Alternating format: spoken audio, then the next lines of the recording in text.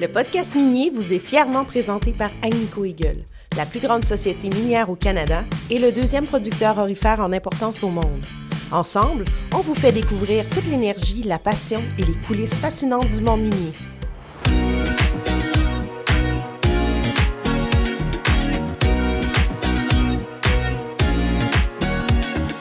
On est toujours dans le cadre de Explore, le congrès de la EMQ. Et aujourd'hui, on a nos hôtes, Alain Poirier, directeur général de l'Association d'exploration minière du Québec. Allô, Alain? Bonjour, Manon. Troisième fois au podcast minier, t'es un habitué. Un recordman. Yann Clermont. Bonjour. Directeur communication. Oui. Ton deuxième congrès Explore. Mon premier en solo. Ton premier en solo. Oui. Ben, avec toute une belle équipe quand même. Absolument, absolument. C'est comme si j'avais enlevé mes aides à nager, là, mon petit dauphin autour de la taille. Là. Ça, c'est Valérie Filion. Oui, c'est ça. J'osais pas le dire. Yann, Alain aussi, la grosse affaire cette année, c'est qu'on fête vos 50 ans pour l'association. C'est quand même assez énorme. Y a-tu à travers les 50 ans, là, c'est quoi les enjeux que vous avez le plus couverts? C'est quoi qui ressort des 50 ans de l'association? C'est intéressant, mais en fait, on lance les festivités du 50e parce que la première réunion a lieu il y a 50 ans. Les trois prospecteurs de Val-d'Or qui se sont réunis, les trois membres fondateurs. Mais, qui sont Carl Jack Mayer. Merci, Monsieur Jean Descarreaux et Clermont Lavoie.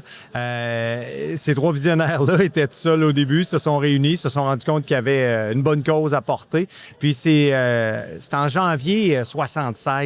Donc, c'est dans la prochaine année qu'on va véritablement vivre nos 50 ans. Donc, on lance aujourd'hui, on lance cette semaine, mais pendant la prochaine année, on va couler des pages d'histoire, des extraits d'entrevues qu'on a réalisés, des anecdotes, des enjeux. Puis, on avait un dîner ce midi, puis Alain, tu pourras me corriger, mais je pense que les enjeux sont à peu près toujours les mêmes. Hein? Difficulté de financement, difficulté de communication avec le gouvernement, la demande du gouvernement de mettre en place des mesures incitatives pour encourager l'exploration, la reconnaissance, la collaboration avec le milieu. Je pense qu'on est toujours à peu près dans les mêmes enjeux. Hein? En fait, il y a le premier élément déclencheur, c'est l'incapacité pour des Québécois de partir leur propre entreprise d'exploration. Le fait qu'il était pas capable de se financer au niveau de la Commission des valeurs mobilières du Québec à l'époque, il était bloqué. Donc, ils sont allés rencontrer le ministre Bourassa, parce qu'il y a eu l'élection du PQ, ils sont allés rencontrer M. Lévesque, qui a fait en sorte de leur permettre de partir des compagnies. Donc, et après ça, ils ont eu les incitatifs fiscaux qui sont venus leur donner du financement et c'était vraiment la naissance de la filière minérale qu'on connaît aujourd'hui. Donc, il y a des Québécois qui ont été en mesure de partir de compagnies avec des Québécois, pour des Québécois, financés par des Québécois et c'est ce que fait le résultat qu'on connaît aujourd'hui. Ça a non seulement développé une génération de prospecteurs, un réseau, mais ça a développé aussi une expertise québécoise parce qu'il y avait un exode, là, on ne pouvait pas développer cette filière-là au Québec. Donc, on peut véritablement être fiers. Là.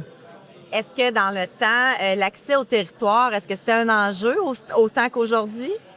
C'est un enjeu différent. L'accès au territoire, si on remonte les années 70, il n'y a pas d'air protégé au Québec, OK, mais il n'y a pas d'infrastructure. Il y a moins de routes, il y a moins d'aéroports. C'est plus difficile d'accéder au territoire. C'est pas le même équipement qu'on a aujourd'hui qu'on retrouve. Donc, ça s'est modifié. L'accès au territoire aujourd'hui, oui, il y a des contraintes au niveau territorial d'accès, des aires protégées. Il y a aussi les relations avec les communautés qui font partie du grand pan d'accès au territoire. Donc, ça a grandement changé. Et on a encore la problématique des infrastructures. Où est-ce que c'est plus difficile d'aller parce qu'il y a peu d'infrastructures, où ils font en sorte que ça coûte beaucoup plus cher pour aller explorer.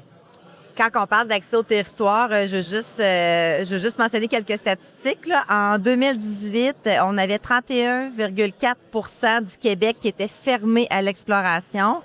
Puis aujourd'hui, c'est rendu à 45,3 % que c'est fermé à l'exploration. Quand on se dit juste des chiffres comme ça, il me semble, c'est pas si pire.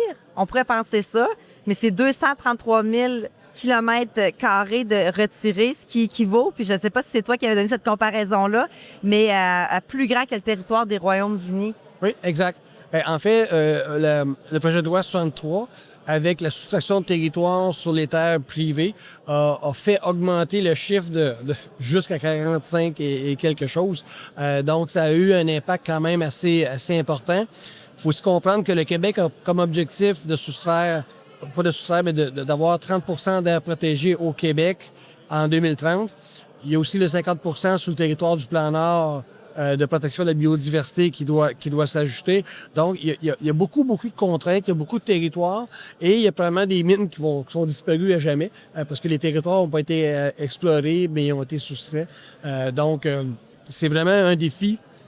Même si le Québec est immense, il est grand, ben, si tu enlèves 50 ou 55 du territoire, ça devient de plus en plus difficile à faire l'exploration. Puis qu'est-ce qui a causé qu'on enlève tous ces territoires-là? Est-ce que c'est la population qui a demandé ça? C'est le gouvernement qui a décidé ça? En fait, c'est une cumulation de mesures. Ouais. On n'a pas, nous, à l'Association d'opposition, à l'atteinte d'objectifs de 30 du territoire, sauf que il y a déjà des territoires qui sont rendus à 35, 36, 37 parce que tu as des mesures d'air protégé, mais tu as des mesures, exemple, des périmètres urbains. Après ça, tu vas avoir des terres privées. Après ça, tu as tout ce qui est faunique qui est retiré. Donc, c'est le cumul de tous ces éléments-là qui font en sorte qu'on se retrouve avec un total de près de 46 aujourd'hui. Tantôt, tu parlais de la loi 63. Tu pourrais-tu un petit peu décrire c'est quoi cette loi-là qui a été mise à jour, en fait? Oui, en fait, les modifications portent beaucoup sur la gestion des claims. Il y a un enjeu au Québec, en fait, qui est là, je pense, depuis toujours, là, de spéculation au niveau des claims, qui fait en sorte que, de façon artificielle ou de superficielle, ça augmente le nombre de claims. Ce qu'on a vu aussi, autant dans les années 2010 à 2012 qu'on a vu en 2022-2023, c'est des secteurs plus au sud de la province où est-ce que le nombre de claims qui était très faible a augmenté beaucoup. Parce qu'il y a des substances qui sont devenues plus en mode que d'autres.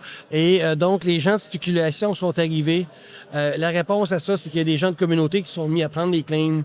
Il y a des terrains de golf, il y a des municipalités, il y a des groupes de protection de l'environnement qui ont pris des claims. Donc, ça fait comme un genre de boule de neige. Évidemment, les gens dans le sud du Québec ont pas de, je veux pas dire pas de tradition minière, mais peu de tradition minière. Ils connaissent moins ça. Les gens des MRC ont moins d'informations. Donc, c'est devenu... Eux ont pris les claims, ils se sont dit, il se passera jamais rien. Vu que j'ai acheté un claim, il se passera jamais rien. C'est ça, là, qu'ils ont... Ouais, d'un côté, oui. De l'autre côté, ils ont quand même eu un élan je voudrais pas dire panique, mais proche de, sur le fait que, mon Dieu, les gens, l'association qu'ils vont faire, c'est ils voient un claim arriver et ils voient une fosse à ciel ouvert de 8 km de long. Là. C'est quasiment l'automatisme qu'ils avaient. Et donc, les gens se prononcent en ayant peu d'informations, mais quand tu as peu d'informations, souvent, tu vas craindre les choses. C'était amplifié par un peu les médias, par les opposants du secteur qui ont vraiment réussi à monter ça un peu comme un danger extrême. Puis ce qu'on s'aperçoit, particulièrement sur les claims, c'est que depuis un an, le nombre de claims a chuté de 40 000, mais ça, on n'a pas eu d'article de journaux, il n'y a personne qui en a parlé. Mais c'est quand même la réalité, là. Et le nombre de claims va continuer à descendre. Exemple, en 2012, on était à 275 000, on est tombé à 135 000, on est remonté à 356 000. On va probablement redescendre à 250 000 dans 2-3 ans à peu près. Il y a des mesures dans le projet de loi qui sont pour la spéculation, pour enrayer un peu plus la spéculation. Mais il y a aussi beaucoup d'articles de loi qui donnent des pouvoirs aux ministres d'agir, de soustraire du territoire, de contraindre, de suspendre les claims. Et ça c'est problématique parce qu'une entreprise qui investit sur un projet, qui investit 5, 10, 15 millions, aussitôt que tu vas menacer la perte du claim, par exemple, ça devient excessivement problématique. L'autre élément, c'est l'ajout de consultations, de rencontres qui, souvent avec les communautés, devient un outil de négociation qui génère des délais, qui génère du temps, qui donc des coûts aux entreprises. Mais la plupart des bons projets, quand même, allaient en amont, voir les communautés, informer sur leurs projets, dire qu'il va y avoir des campagnes de forage. Oui. Les gens le faisaient déjà. Oui. Je pense que le gouvernement était peut-être pas au courant qu'on le faisait déjà, ce bout-là. Non, en fait, puis les régions minières ont été moins consultées, j'oserais dire, dans le processus que d'autres communautés dans le sud du Québec, où est-ce qu'il y a peu d'activités et où est-ce qu'il y a probablement pas de mines. Mais il y a des territoires où ça va excessivement bien, il n'y avait pas d'enjeu. Même les gens d'Abitibi, les gens des MRC m'appelaient pour dire « Mais c'est quoi cette nouveauté-là? On n'a pas besoin de ça, on n'a pas besoin de faire ça. On a déjà l'information, on a déjà la rétroaction avec les entreprises, donc c'était pas nécessairement une nécessité, mais c'est des ajouts supplémentaires il y a des projets où ça a moins d'impact, mais il y a d'autres projets dans d'autres secteurs, ça peut avoir plus d'impact. On s'aperçoit beaucoup des délais générés, par exemple, une demande d'autorisation de travaux à impact. C'est vraiment le travail qui doit être fait par l'entreprise avant d'envoyer sa demande au gouvernement. Puis ça peut varier des fois de 2 mois à 6 mois selon les communautés. Bien, tout ce qui est délai égale coût, égale on va manquer une opportunité, on va manquer une saison. Donc, on va avoir moins de travaux faits. Est-ce qu'on renouvelle nos claims? Il y a toute la question aussi de l'argent des actions accréditives. Si tu es retardé à faire tes travaux, est-ce que tu as une préoccupation de perdre, pas perdre les montants, mais faire en sorte que tes investisseurs vont se faire cotiser au niveau de l'impôt? Il y a vraiment une pression là, qui s'exerce, qui a été ajoutée sur les entreprises avec les modifications là, au projet de loi. Est-ce que ça pourrait être la cause? On regardait l'étude de l'enquête de Fraser qui est sortie, puis le Québec a chuté drastiquement dans le classement mondial en lien avec l'attractivité. Est-ce que ça peut faire une cause pour qu'on a chuté tant que ça? En fait, ça pourrait être pire, parce que l'étude a vraiment lieu du mois d'août au mois de décembre, début décembre, et le projet de loi a été adopté à la fin du mois de novembre. Donc, les impacts n'étaient pas nécessairement connus au complet. Il y a vraiment eu, ça demeure un sondage, mais il y a vraiment eu des éléments. Exemple, les autorisations de travaux à impact ont débuté en 2024. Il y a beaucoup de contraintes qui se sont ajoutées.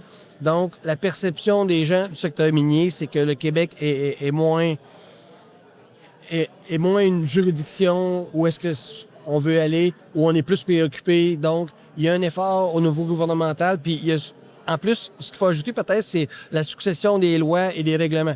Il n'y a pas juste le secteur mine. Il y a la forêt, il y a la faune, il y a l'environnement qui ajoutent des délais et des éléments qui font en sorte que ça devient un peu un chemin de croix pour les entreprises de réussir à passer à chacune des étapes et automatiquement, ça a un impact. Si on regarde par exemple la Saskatchewan, qui est un exemple intéressant, les délais sont plus courts. Les autorisations arrivent plus vite. Donc, eux ont grimpé dans le classement. Donc, présentement, on est 22e. Est-ce qu'on va descendre plus bas l'année prochaine? Moi, je pense qu'on risque de se maintenir dans les mêmes eaux, peut-être descendre un peu. Puis on était combien avant, si on est dans le 22e? On était comme dans le top 10 depuis à peu près quasiment une dizaine d'années. En fait, je pense depuis 2013 ou 2014, on était dans le top 10. Fait qu'on risque de perdre des projets qui vont peut-être partir en Ontario, ou on peut voir l'Ontario gagner en... Ben, c'est correct, là, c'est le Canada, là, mais... En fait, non. Oui, c'est Canada, mais non pour les entreprises du Québec. Les investisseurs vont choisir des projets qui pensent qu'ils vont aller... Il y a la géologie, il y a l'endroit où est-ce que tu vas le faire, il y a l'encadrement réglementaire et comment ce projet-là peut aller assez vite ou le plus rapidement possible vers une découverte. Donc, les investisseurs vont faire des choix. Ils ont le choix le Québec, l'Ontario, ils ont le choix l'Australie, le Pérou. Eux, c'est la vision qu'ils doivent avoir. Fait que le potentiel minéral du Québec n'est pas mis en doute. Il est excellent. Maintenant, c'est l'encadrement et c'est les capacités à amener ces projets-là plus loin qui est vraiment un défi. L'expertise est là aussi. Oui.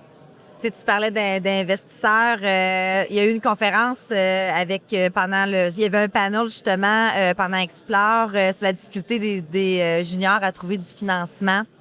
Qu'est-ce qui est ressorti? Moi, j'ai pas pu assister parce que j'étais occupée dans mon kiosque du podcast minier. J'ai pas pu assister, mais qu'est-ce qui est ressorti de ce panel-là, justement, sur les difficultés de financement? C'est drôle parce que ce panel-là, on l'a mis en place au mois de juin avec ce titre-là. Et il aurait pu être différent le titre au moment où on se parle parce que présentement, ben, le financement va bien. Tu sais. Le financement a suivi le cours de l'or et le financement a repris. Donc, c'est pour montrer à quel point l'environnement est changeant. Qu'est-ce qu'on a appris sur ce panel-là? C'est qu'il y a beaucoup d'ingrédients qui mènent à un financement. Autant un bon projet, un bon board, autant un projet qui se vend bien, mais aussi un marché qui est favorable. Donc, c'est tous ces ingrédients-là, bien se faire valoir, bien se faire voir, je pense. Mais, tu sais, je pense que Jacques Bonneau le répète souvent, il faut être patient, il faut être là au bon moment, puis il faut pas avoir peur. Donc, les difficultés de financement, elles sont cycliques. Jacques Bonneau aussi l'explique bien dans son livre, là. On a passé M. Bonneau au podcast Finier, puis où est-ce qu'il nous parle justement de son livre, puis les succès qu'on peut avoir à investir dans les compagnies juniors, justement. Oui. En fait, c'est un excellent livre. Comme base, là, c'est vraiment exceptionnel. Le livre est même traduit en anglais. Oui, tellement c'est ça qu'il qu'ils ont m'a trouvé dit. ça bon. Peut-être un autre point qui est aussi sorti de la présentation, c'est le défi de l'entrepreneurship, c'est-à-dire la jeune génération, ceux qui aujourd'hui sont sur les bancs d'école ou qui viennent de sortir de l'école, de quelle façon ils vont être capables de devenir des présidents de sociétés juniors, en voyant tout le chemin qu'il y a à parcourir, les enjeux, le financement, puis tout ça. Moi, j'ai une réelle préoccupation sur le futur. Tu sais, il y a beaucoup de gens, les présidents de compagnies d'exploration ont quasiment toutes la même couleur de cheveux que moi. Tu sais, c'est des gens qui vont aller à la retraite.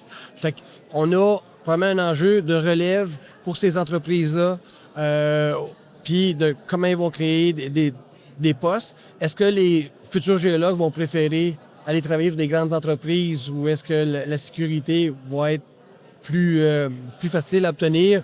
Et combien vont vouloir se lancer dans cette épreuve de devenir président d'une entreprise d'exploration junior, parcourir le monde, trouver des fonds, passer à travers des processus réglementaires. Mais il faut qu'il soit bon avec les médias, il faut qu'il soit bon avec le lobbying, il faut qu'il soit bon avec la communication, il faut qu'il soit bon avec la géologie. Les investisseurs. Je veux dire, les investisseurs, c'est énorme la job qu'ils ont à faire, mais peut-être qu'on s'enligne aussi éventuellement vers pourquoi avoir des... Je sais qu'ils sont petites les compagnies, là, mais peut-être qu'on pourrait penser à avoir des présidents qui ont un autre background.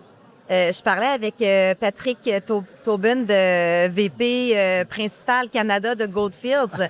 Patrick, il arrive pas d'un background technique, il arrive d'un background de, je pense, communication. Il a travaillé beaucoup dans l'aluminium. Mais elle est là, la nouvelle peut-être génération, à pas nécessairement chercher juste des gens techniques en charge de ces entreprises-là. En fait, il y a un enjeu vraiment exploration versus exploitation, mais en exploration, ça prend un géologue dans la gang, absolument, mais il y a des entreprises qui ont... Le président n'est pas nécessairement un géologue, mais souvent, ça va être plus difficile. OK? Puis mon enjeu, en fait, si on monte dans le temps, des années 80-90, il y avait peut-être juste 5-6 compagnies qui effectuaient de l'exploration quasiment. Tu sais, c'est des gros bureaux d'exploration. À l'époque, Noranda avait 200 géologues qui travaillaient pour eux dans 2-3 bureaux au Québec. Et après ça, bien, ils ont démantelé cette force-là à la fin des années 90. Et c'est la plupart de ces gens-là qui sont devenus des présidents de compagnies aujourd'hui. Tu sais, est-ce qu'on va revivre l'effet contraire?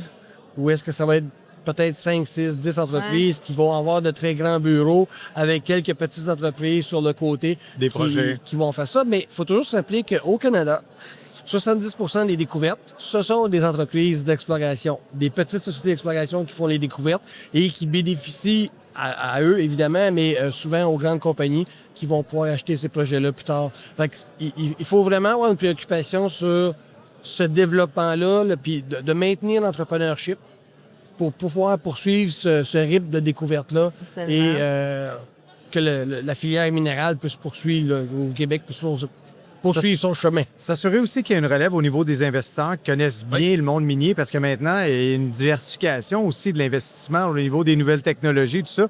Et il y a plus de success stories puis de couverture de titres de jeux vidéo qui connaissent un boom, qui connaissent des succès. L'investissement a beaucoup changé aussi. Puis c'était la prémisse de M. Jacques Bonneau hier sur le panel où il démontrait qu'en bourse, l'investissement en exploration est en chute libre depuis une trentaine d'années. Il n'a jamais été aussi bas.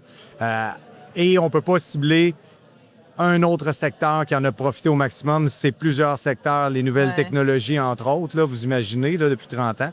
Mais ça aussi, il y a de l'éducation à faire au niveau des investisseurs. Et ça, je pense que ce sont les gens qui font partie des entreprises d'exploration qui doivent le faire, qui doivent cogner aux portes et aller vendre leurs projets, là. Oui, il y a de l'éducation, puis aussi il y a tellement de la mauvaise information, de la désinformation. Puis quand on regarde des téléséries, des films, où est-ce que le secteur minier, qu'est-ce qu'on voit qui est carrément pas la réalité, et ça l'aide à rien du tout. Mais on est plugué devant notre TV, puis on regarde ça, puis on dit « Ah ouais, c'est ça, le secteur minier au Québec. » On va faire plus de podcasts avec Manon. Oui, on a besoin de ça. Mais souvent, ça va affecter les jeunes. Qui ne vont pas penser aller dans les sciences de la Terre ou dans le secteur minier quand ils ont 10, 15, 20 ans. 20 ans, c'est peut-être un peu vieux, mais à moins qu'ils connaissent quelqu'un qui est dans le secteur. Fait que c'est souvent comme ça fonctionne. Tu sais, à l'époque, je pense qu'il y a un de nos anciens présidents qui nous disait ça. C'est avant les années 2000, on était des rockstars. Les géologues, on trouvait des mines, puis là, le monde nous aimait. Puis après ça, la mauvaise presse un peu est arrivée. Puis le scandale Brex, toutes ces choses-là, qui a transformé un peu beaucoup le secteur, mais surtout la perception que les gens, le grand public, a de l'exploration ou du secteur minier. Agnico Eagle est fier de présenter le podcast minier. Avec cet engagement, on poursuit notre mission. Faire briller l'industrie minière, mettre en valeur son savoir-faire, ses talents, sa relève et ses retombées positives dans nos communautés. J'ai vu, je viens juste de voir Benoît La France passer, puis ça m'a fait penser qu'on était ensemble à Chicoutimi à un de ces événements du consortium. J'oublie le nom de l'événement. Puis tu avais présenté en même temps que je pense que le gouvernement, mais dans la salle, c'était... Puis moi, j'avais jamais rencontré des prospecteurs. Puis les prospecteurs étaient là, puis je trouve qu'on en parle pratiquement jamais. Tu sais, on parle de l'exploitation, de l'exploration. On parle des compagnies juniors, mais le prospecteur, tu sais, il était comme... Fait que j'aimerais ça que tu nous expliques un peu c'est qu'est-ce qui fait le prospecteur. Puis après ça, lui, il passe son projet, il vend sa prospection à une compagnie d'exploration. Comment ça se passe, là? Oui, en fait, c'est un peu ça. En fait, tu te demandais-tu quand j'allais arriver avec ma question? Non, du tout. Je prenais mon souffle. Les prospecteurs, en fait, les prospecteurs existent depuis des temps immémoriaux. Ce qu'on connaît aujourd'hui, c'est vraiment des gens qui vont souvent être par secteur. Le Saguenay, quand même, Saguenay-Lac-Saint-Jean, c'est un bon exemple. Il y en a un peu sur Côte-Nord, un peu en Mauricie, peut-être un peu moins en Abitibi.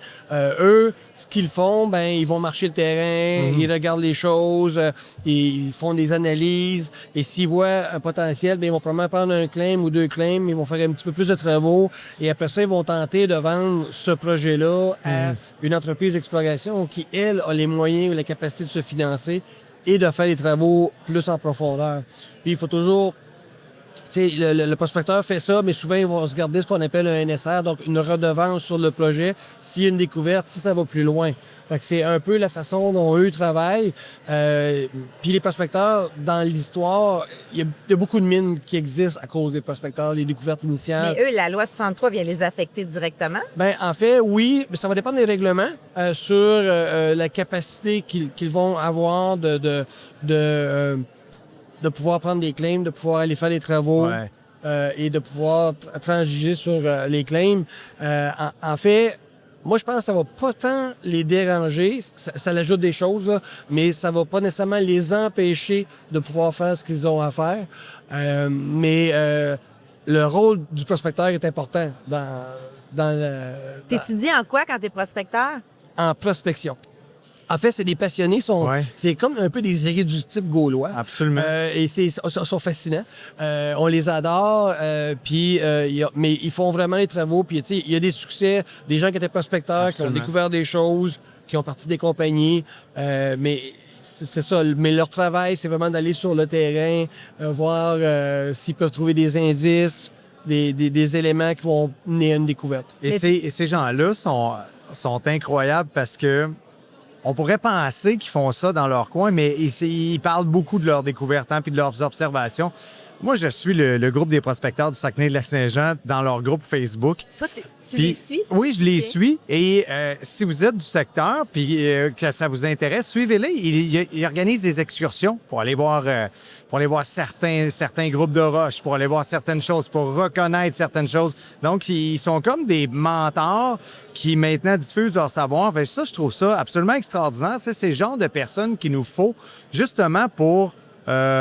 je dirais redorer le blason de notre industrie, mais encore plus là, pour montrer le côté noble de la chose, l'observation en forêt, la marche en forêt. Tu sais, la prospection, ça se fait de plusieurs façons, mais de les voir sur Facebook, parfois, ils photographient une roche puis ils demandent l'avis des autres. Qu'est-ce que vous pensez que c'est? Moi, j'aime bien les suivre. Là, je trouve que c'est très noble comme Mais tu sais, quand on dit que tu es inquiet en lien avec les compagnies d'exploration, l'entrepreneurship, je me dis les prospecteurs, honnêtement, il doit pas en avoir. Il y en avait une personne qui avait Oui. parlé, que j'oublie son nom, Qui était plus jeune. qui était plus jeune. Je fais, OK, là, il y a Ouais. une relève. Ah Il y oui? a une relève, mais ce qu'on voit depuis que je suis dans l'industrie, c'est quand même des personnes un peu plus âgées, mais c'est des passionnés. Effectivement, on voit peu de relève au niveau des prospecteurs. Ce qu'on voit, fait que souvent, si c'est des gens qui ont des formations en géologie ou quoi que ce soit, ils vont déjà être dans des entreprises. Ouais. On va switcher vers l'innovation parce que ça joue quand même un rôle dans la promotion du secteur, puis des entreprises et la transition énergétique.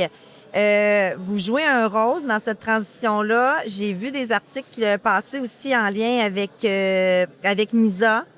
Et vous, peut-être, tu pourrais nous en parler un peu plus, le rôle que ça vous allez jouer dans tout ça? Ben, en fait, le secteur minier a toujours innové, mais pour aller plus loin, il faut innover encore plus. Par exemple, si on veut traiter des substances différentes, ben ça va prendre de l'innovation. On peut pas copier un modèle, par exemple un modèle chinois qui est excessivement polluant. Il va falloir trouver des nouvelles façons de faire les choses plus environnementales. C'est un exemple. Pour l'exploration minière, si on peut faire en sorte d'avoir moins d'impact avec le forage, d'avoir plus de précision, plus d'informations à moindre coût, ben, c'est toujours gagnant pour les entreprises parce qu'il y a un enjeu en exploration minière. Les coûts ont augmenté dans les 5-6 dernières années. Là, si on s'en va dans un marché qui est un peu plus haussier pour les juniors avec le prix de l'or, tout ça, il va y avoir une pression encore là sur les fournisseurs de services, ce qui fait généralement augmenter les coûts.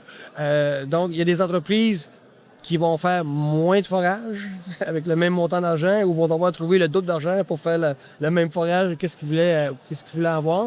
Le forage représente à peu près 50 des coûts. Donc, tout ce qui vient, exemple, améliorer ça, mais il y a aussi toutes les autres connaissances en géosciences qui vont faire en sorte qui vont améliorer. Donc, il faut pas cesser d'innover, il faut pas cesser de réfléchir aux façons qu'on peut améliorer les choses. Et sinon, on le fait pas, il y a quelqu'un d'autre sur la planète qui va le faire, puis qui va prendre les devants. Fait que c'est à nous de s'efforcer de travailler sur l'innovation. Côté innovation, dans la programmation à Explore, est-ce qu'on en a un peu parlé? Est-ce qu'on a vu des cas? Oui, dans les ateliers, on avait un atelier sur le core scanning qui mettait justement en juxtaposition plusieurs façons d'utiliser le core scanning. Puis je pense que c'est dans l'ADN de l'exploration, de trouver des nouvelles façons. Puis on parle de l'accès au territoire, là. L'innovation fait partie justement d'une nouvelle façon d'explorer, d'une nouvelle façon de regarder le territoire. Et je pense que c'est un domaine qui se remet constamment en question au niveau de ses coûts, au niveau de ses pratiques, au niveau environnemental. On avait un atelier avec Sylvie Lévesque en géométallurgie. Oui, c'est un peu beaucoup de l'innovation, d'utiliser la géométallurgie dès le départ en exploration, justement, pour étudier son coût, étudier les rejets, étudier l'impact environnemental d'exploration ou encore de la faisabilité d'un projet. Fait que je pense que ça fait partie, oui, de l'ADN du Congrès. Ça fait partie, je pense qu'on ne pourra jamais faire une programmation sans y toucher parce que c'est ce qui est demandé. C'est pour ça que les géologues sont ici, entre autres, là. On peut aussi, il y a tout le côté d'innovation, puis il y a le côté des bons coups de l'industrie. Puis je pense que ça sont soulignés en lien avec le gala. Il y a différentes catégories, que ce soit exemple développement durable.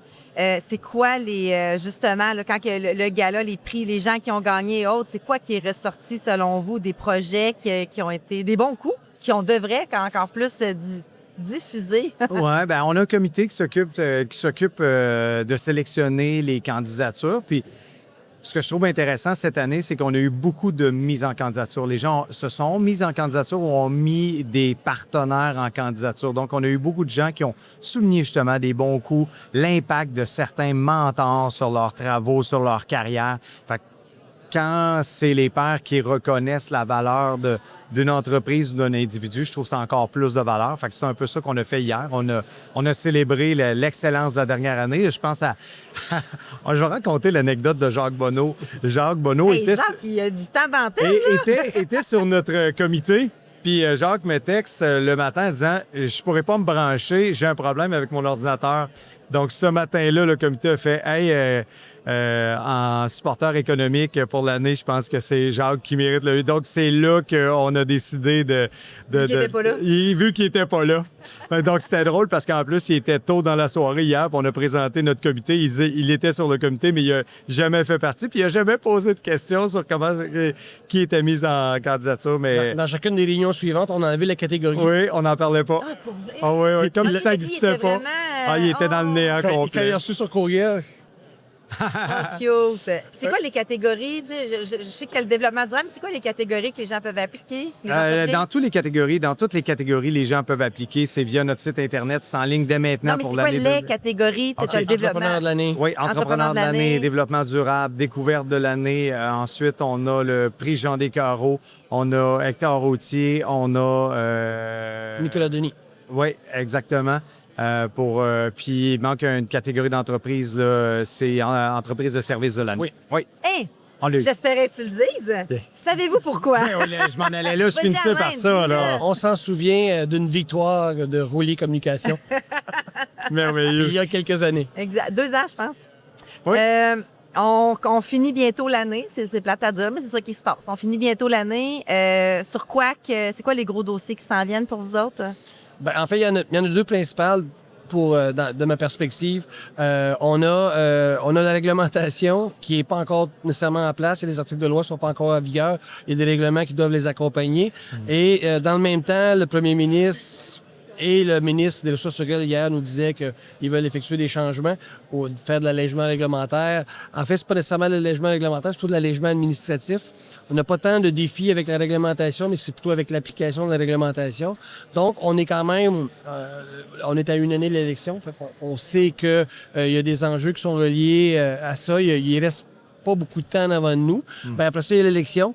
OK, bon, ben, qu'est-ce qui va se passer à l'élection? Le parti qui va être au pouvoir, que ce soit majoritaire ou minoritaire, quelles vont être ses priorités? Exemple pour le secteur minier, quelle va être sa vision? Ben, c'est des choses là, qui... Là, c'est un redo pour vous autres de OK, là, si c'est un changement de cap, il faut rééduquer, il faut qu'ils comprennent notre secteur. Ouais. Je vais utiliser le mot informer plus que rééduquer au niveau du gouvernement. Mais oui, effectivement, c'est de reprendre un peu le bâton de pèlerin et puis de recommencer à expliquer les choses. Mais en même temps, les équipes des gouvernements, le staff demeure là, demeure en place. On travaille quand même beaucoup avec eux aussi. Donc, on va voir dans les prochains mois quelle avancée on pourrait avoir au niveau de l'allègement administratif. Et après ça, ben, on aura l'élection et on repartira avec ceux qui seront en place à ce moment-là. Effectivement. De ton côté, directeur des communications, au niveau de la com, il doit se passer des événements, il doit y avoir des choses qui se passent avec l'association dans l'année à venir. Bien, on va célébrer nos 50 ans. On célèbre nos Exact. 50 ans. Donc, on va décanter ce 50e anniversaire avec des éphémérides, des pages d'histoire. On est bien documenté à l'association. On a une chance aussi d'avoir des gens encore très passionnés, très près de nous, qui ont des choses à raconter. Donc, on a récolté des vidéos. On peut revivre les époques, les combats de l'époque, la politique de l'époque, les legs aussi de certains présidents ou directeurs généraux. Donc, c'est ça qu'on va faire revivre via nos médias sociaux. On a un petit changement pour le printemps prochain. On déplace Exploit Abitibi du côté de Rouyn-Noranda. Ah, pour vrai? Oui, oui. Mais c'était ça avant. c'était une Ouais. année à Val-d'Or, une année à Rouen. C'est ça. Là, depuis plusieurs années, c'était à Val-d'Or. Maintenant, on se déplace. Ouais, on se déplace à Rouyn-Noranda avec Gérald Riverain qui sera avec nous pour nous parler du camp minier de Rouyn-Noranda. On a fait le camp minier de Val-d'Or cette année avec Serge Perrault. Donc, ça va nous permettre peut-être une visite de terrain, tout ça. On va s'organiser. Donc, on est bien excités de tout ça, je C'est à dirais. cause qu'Alain, il habite à Rouen, que ça a C'est été ça. changé à Rouen. Pas nécessairement. En fait, on va utiliser les infrastructures du centre des congrès. Ouais. On va être capable d'être tous sous le même toit. Puis il y a quand même il y a l'effet d'alternance, mais aussi le fait c'est plus facile maintenant à Rouen qu'à Val-d'Or Ouais. quand tu viens de l'extérieur de la région Ouais. à cause des avions.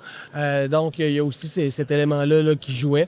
On va voir comment ça va fonctionner à Rouen en 2026, puis on demeure ouvert à faire de l'alternance ou voir qu'est-ce que les c'est gens super le fun, qu'est-ce que ouais. les gens vont préférer aussi. Absolument. Et l'an prochain, on revient au mois de la première semaine de novembre. On revient pour Explore 2026. Donc, on va se laisser 24 heures pour décanter notre Explore 2025, puis on va repartir. Ben, super beau congrès. Félicitations à toute l'équipe. Merci. Puis, merci pour cette belle entrevue. Merci, Ouais, Manon. merci à toi. Faire entendre une industrie qui nous est chère. Voilà le cœur de ce projet qu'on porte avec Agnico Eagle. Ensemble, on démystifie, partage et rend possible cet univers qui nous passionne. Et l'aventure continue. On se retrouve dans le prochain épisode.